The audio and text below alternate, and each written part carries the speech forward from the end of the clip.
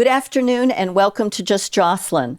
I have a fabulous guest today, and you've seen him many times, but he's got a different hat on today, and I find this really, really exciting and fun because for so many years, Al has hosted so many candidates and people running for different offices in this state, in other states, across the nation, and now it's his turn. He's actually stepped up and said, you know what, I want to make a difference.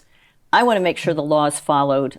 I want Hollis to be a great place, so I am going to run for supervisor of the checklist. It's a very important position, and we need dedicated, focused, constitutional people that want fair, legitimate elections.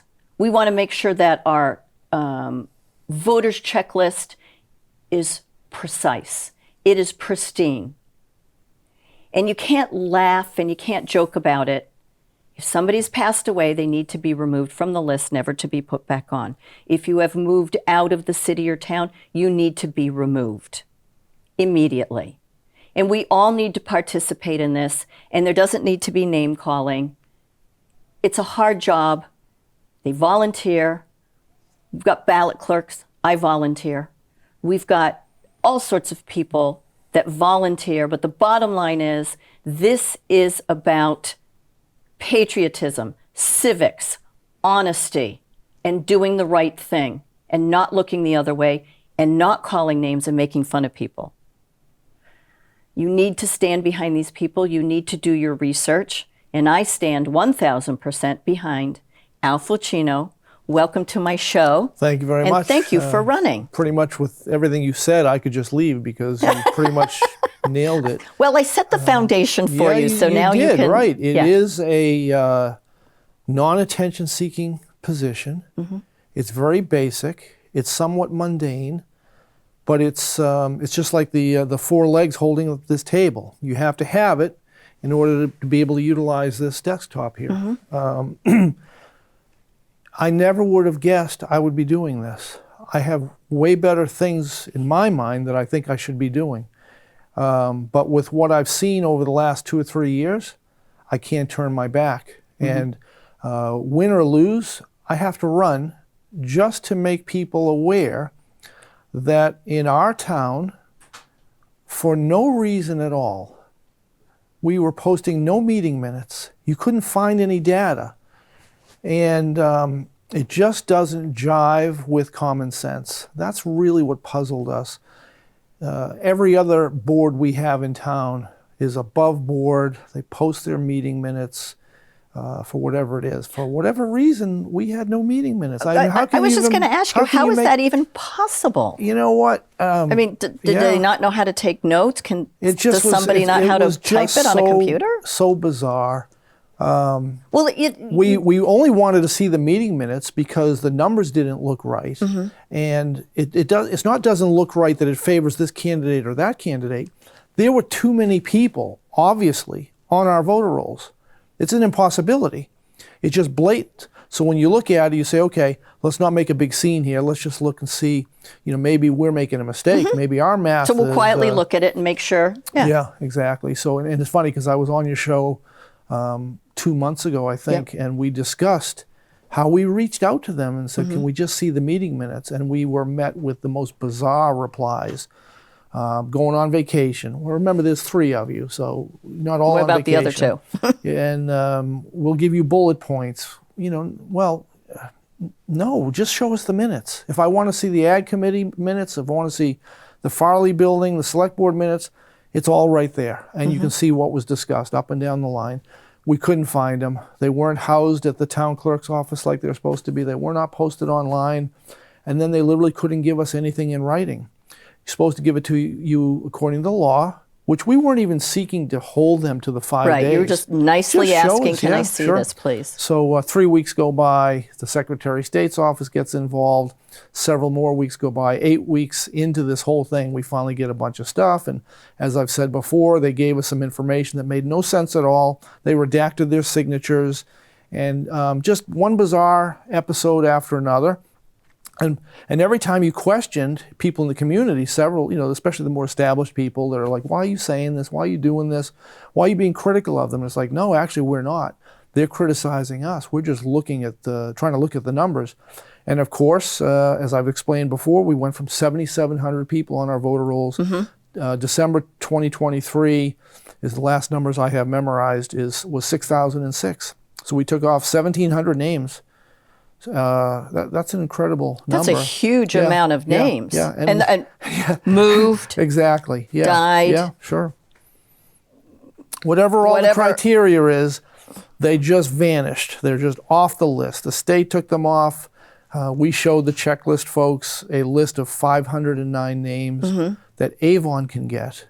They don't live here anymore. They've moved. They asked the post office to please put us on we get our mail in Naples, Florida, or Wilton, New Hampshire, and all that. So, when you're asked, where'd you get this information? By the checklist people, you scratch your head and you wonder.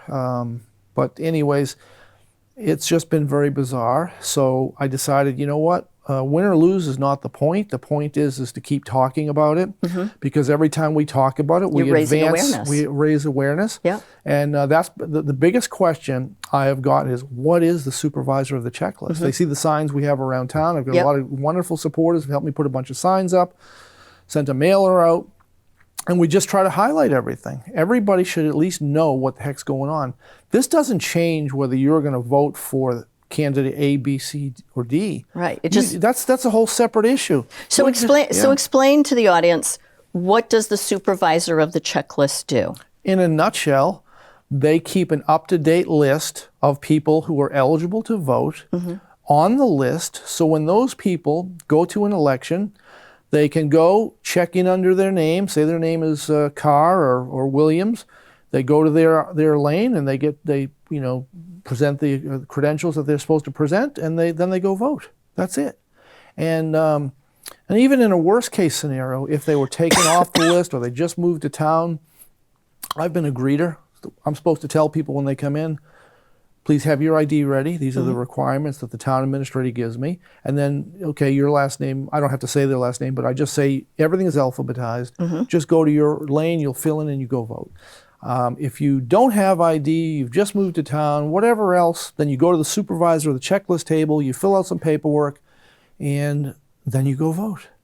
And barring that, if you have no ID, nothing, you go do an affidavit vote. You go in and you swear under penalty of law that you are who you say you are. You get a ballot and you go vote. And then I think you have 7 days to. I believe so. When it's like that, it goes to the Secretary of State and they send them a packet. They have to fill out the packet. It's mailed back to the Secretary of State, and the Secretary of State says bottom line yes or is no. There's a procedure. Correct. There is no what's the word? I'm trying to think. I saw it. There's a Boston Globe, New Hampshire Boston Globe page on Facebook or Instagram. And they had a young lady saying the Republicans are trying to stifle the vote, prevent the vote, whatever. And I'm thinking, you're just poisoning people's minds. That's just, the laws. Anybody who wants to vote in this state can vote. Can vote. Even the ones that aren't supposed to. Everybody can vote. We haven't been able to stop them. If you do, again, you come in with really no identification and you just sign your affidavit. If you know yourself to be eligible, your vote's going to count. That's it, plain and simple. So the biggest thing is that type of misreporting and misdiagnosing the truth, and then also people wondering what is the supervisor of the checklist. It seems like a very big, important title, supervisor of. It really is the same thing when we were kids. You'd go to your elementary school and you'd see all the wonderful old grandmothers and aunts and just wonderful people checking people in. Those are ballot clerks, of course, and the people that oversee it are the checklist people. So it could not be more mundane. Obviously, there's training that goes along with that. The County Municipal Association will give you training. And it's been a very interesting thing because I won't say the person's name, but there are people who literally are worried and afraid that a person such as myself could win. Oh my gosh, you believe an it? honest person certainly try is to going to be running? Yeah. It's just bizarre because anytime you question anything, you're labeled as a criticizer. Yeah. And when the truth is, it's been the exact opposite. Mm-hmm. You know. Well, and you for get some questioned. You get somebody says to you, well, if you get elected, you can't willy-nilly take people off the list. And I'm scratching my head because A, I know I have to be trained. B, I know I'm supposed to follow the rules. C, I already know, and I know information about the task that the current people, especially the fellow I'm running against, doesn't know. In fact, I think in the last couple of years, the Secretary of State went to Hollis and said, you took somebody off, you profiled them. So if you want to talk about willy-nilly, there you go. that has already existed, and the person who was kind of politely critiquing me made no mention of that. So there's a big double standard, which is fine. I'll be honest with you. I'm relishing this.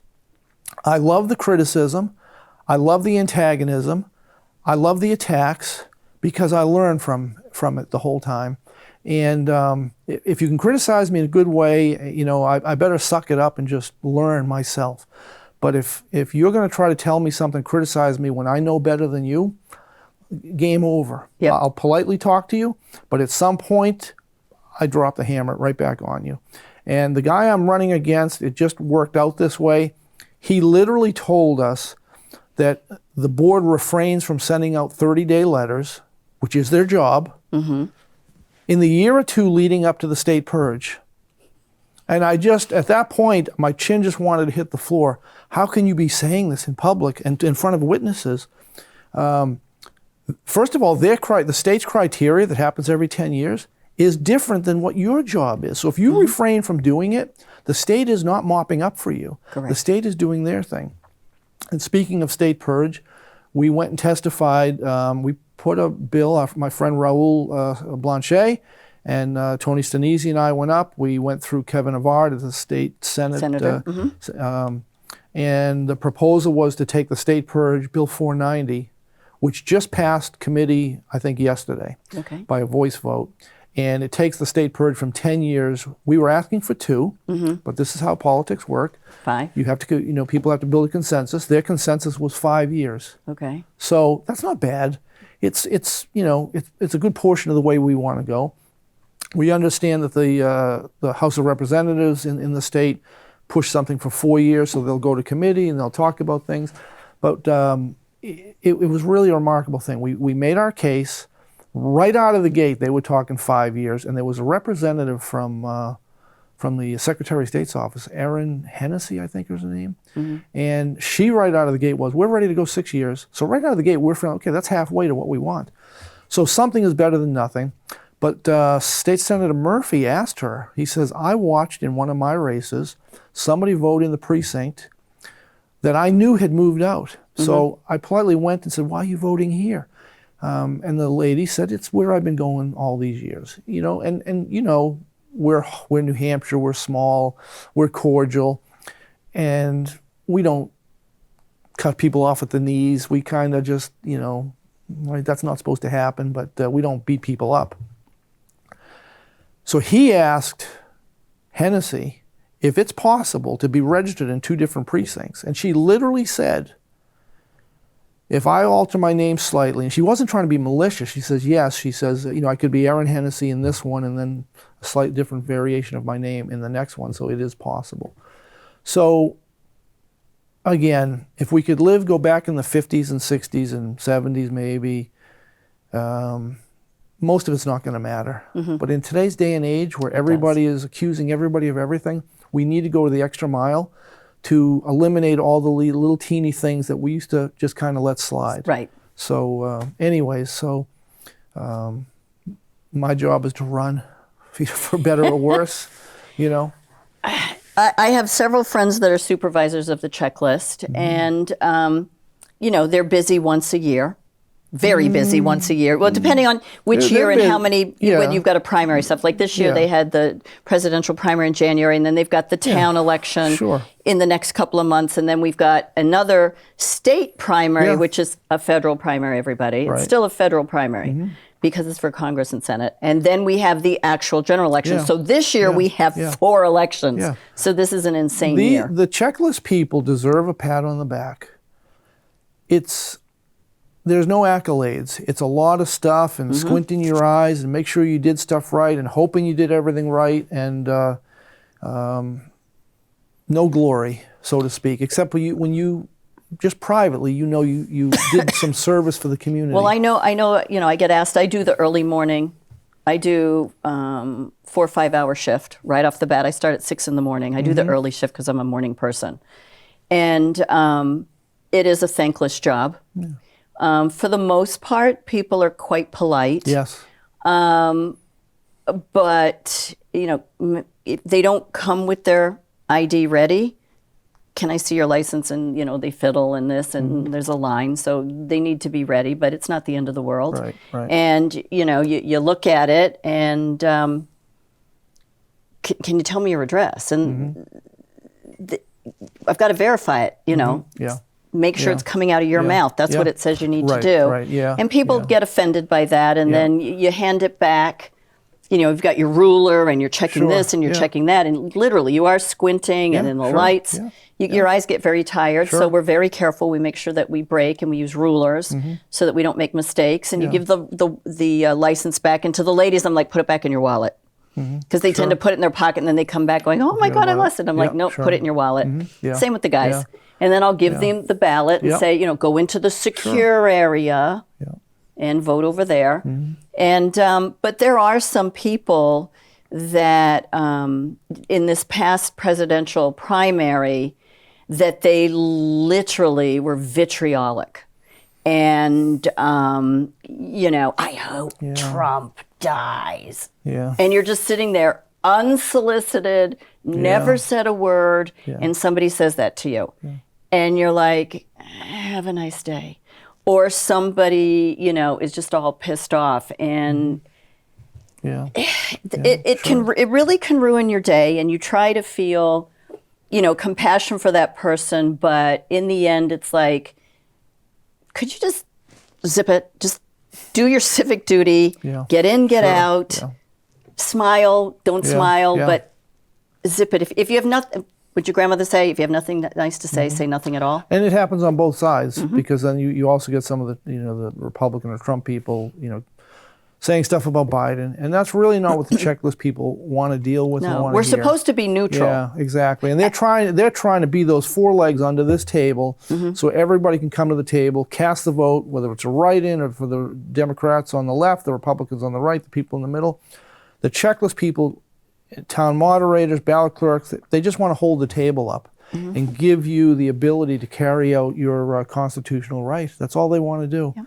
So when people come in, but I used to own gas stations. I've seen it all. There's nothing new under the sun. Yep. And so. Well, I did 911 EMS for a number of years, and same thing there. You have people with, the leg hanging off, and they're the nicest people, and you got the person that, I got a hangnail, and they're just awful. Yeah. So it's everywhere you go, and I think people have forgotten just how to be cordial. Yeah. Just be cordial. Respectful, cordial. Yeah. I was campaigning. I say campaigning, in a small town. I go to the transfer station on Saturday mornings, and I'll be there this Saturday if you want to come argue with me or just get a sign. And people come. It's the usual gamut. Walk by. Nope, I'm here to talk about my trash. Dump my trash. Go home. There's the people who look. They wave. There's people that come by, take a sign. There's other people who maybe give you the finger. There's the nice people come in and say, what the heck is the supervisor of the checklist? There's the people who come in and, they sort of know you through, say, social media. And they're like, okay, you can tell just by the conversation, you probably don't vote for the same person, but they're cordial. Correct. And they just want to hear you talk. They've never met you before. And that's a chance to have a conversation. And then you get the other people who want to stay no closer than 15 feet away and yell epithets at you and whatever. But, and you look at them and say, really, you want to do, this is our behavior at the transfer station. Right. So you get the gamut of everything. In the end, if you go on the battlefield, you don't have to be Tom Brady. You don't need to be a winner. You just have to get on there and say, throw everything you have at me, and I'll tell you what I believe, no matter what you say to me. And that's the victory right Correct. there. That's the victory. Do I want to win? In principle, I need to win because it will change the dynamics of the way the Business office is done. As I've said previously, if all we could have done is, okay, you never had meeting minutes posted anywhere. Nobody could find them. Then when you gave them to us by force, we've had to force you through the Concord. Your numbers didn't add up. And then you make these admissions. You knew the roles were wrong. You knew you weren't sending out 30-day letters. And we're giving you 509 names. You don't send if we don't fight you because you want to make it a fight, we can't just roll over and shut up and just turn a blind eye. Then we're part of the problem. We're Correct. the reason you get away with doing what you're doing, even if you didn't mean it maliciously. Right. The problem is It needs to be when it was fixed. pointed out to you, you fought us. And if you fight us, you make it malicious. Correct. And so, winning is important because it's the only way to change the paradigms. And I've said this before too, if all we did was get them to go from not having meeting minutes to having meeting minutes and cleaning up, we have very good voting rolls now in Town of Hollis, very good, although there's still more to do because now that we have everything on Excel, we now are looking at the street addresses, and in some addresses, we have found like 7 surnames at one house. What? And this can be, don't get Okay, me wrong, right. but 7 surnames in a home that is more rental than it is anything else, at least you are supposed to pay attention. You can't willy-nilly take them off, but you have to recognize that maybe they belong, maybe they don't. If there isn't information to take them off, you do not take them off. Correct. But we really should even change our ballot clerk lineups. Instead of alphabetizing them, we should do like some communities do. I know a community in Massachusetts. We should change it to street address. Oh. If you did it that way, in other words, your name ends in a B, my name ends in a Z, we go to the B line and the Z line. But if we both had one Pine Hill Road, You'd be able to tell if now that's the how you ballot would clerk, catch. yeah, and it doesn't even have to be the ballot clerk. Ballot clerk reads it and it's on there. The ballot clerk lets you go through. But if the information now is why is there 10 people living at that house, all adults, and it's a 800 square foot little teeny place, this isn't. Well, that's when you call the moderator over. Yeah, you say, might. I think we have a yeah, problem there, here. there are at least things that start pointing in the direction of observance. That's all. So it's a tool that some communities do use, and I know I kind of veered off, but so you have to run. You have to go up against these people. They're the ones that made it difficult and unfriendly, and that's okay. I don't need to be anybody's friend. I just don't. You're there to do a job. You're there to make sure that you're one of the like stable to be their legs. friend. I'd like to be their friend. But if you want to punch me in the face, if you want to name call me, if you want to chase my friend around the transfer station because he has helped in this whole process, no, you have another thing coming. Correct. So, yeah. Yeah, I think that goes for almost anything. You go to the deliberative meetings, and there's some pretty nasty people there. And my comment is, I pay the same taxes as you. I mean, do you know what I mean? It's the same amount. We might have different houses, but I pay taxes just like you. Yeah. And I'm entitled to my opinion. I'm entitled Yeah. to go to the microphone. Yeah. I'm also entitled to talk to someone that's running. Yeah. Right. On both sides. Yeah. You're not the boss of me, and you can't tell me, oh, you're a Republican, you can only talk to Republicans, or you're a Democrat, you can only talk to Democrats, and then because you're a publicly shame Republican you. or because you're a Democrat, it means automatically, no matter depending on who's doing the talking, that you're wrong just because that's how you vote. Yep. I mean, it's just ridiculous. Yeah. And I'm as guilty as everybody else. I'm a guy who worked, and you let everybody else do their thing, and I don't know how to say it. There's just, at some point, you've got to step up too. Right. And you can't let everybody else run it. You have to be a volunteer yourself. You have to donate the time. You have to build your credibility. And You got to bring the receipts. You got to take a stand, and you have to. You might be a very. Someone say, "Oh, he's a really moral person. They're a very good person. They don't lie, they don't cheat." But at some point, you have to stand up, and you have to bring that to the table, and that's what a lot of us are afraid to do. Yeah. Yeah, I'd rather not do this. Again, I repeat that over and over again. I'd rather not do it. My family would kind of They like it, they don't like it that I'm running. I've had people caution me about safety and whatever else, and I'm thinking, if you don't run, you kind of waive you waive your manhood a little bit. If I saw somebody doing the job, I'm just going to give them all the respect and support. And you're doing the job. I respect you. Mm-hmm. I don't care whether you're Democrat or Republican. But if you, and I don't even really know exactly what party each of these checklist people are, because that's irrelevant. Correct. But it's supposed to be neutral. It's a neutral thing. I had somebody on social media the other day. I am not going to vote for you because you're too far right, something along that lines. The supervisor of the checklist is dead middle neutral. Yeah, this should be a neutral position. And I want to just, tap myself in the head. All I can do to those people is say, look, here's a link to this, or message them or whatever. Read up on this and see what you think. But if they're predisposed, and that's... There's not much you can do. The biggest problem we have today is predisposed opinions on just about everything. Yeah. And that's why you can't talk to people. Right, and they don't want to listen. They don't want to listen. They don't want to listen. Yeah. Well, I want to thank you so much for coming and talking to us about running for this position, what it's all about, what prompted you to run for this. And I just say to everybody, if you feel as strongly as Al does, or I do, or anybody, run for that position, but run for the right reasons. Run because it's your civic duty. Run because you're an American. Run because you're a patriot.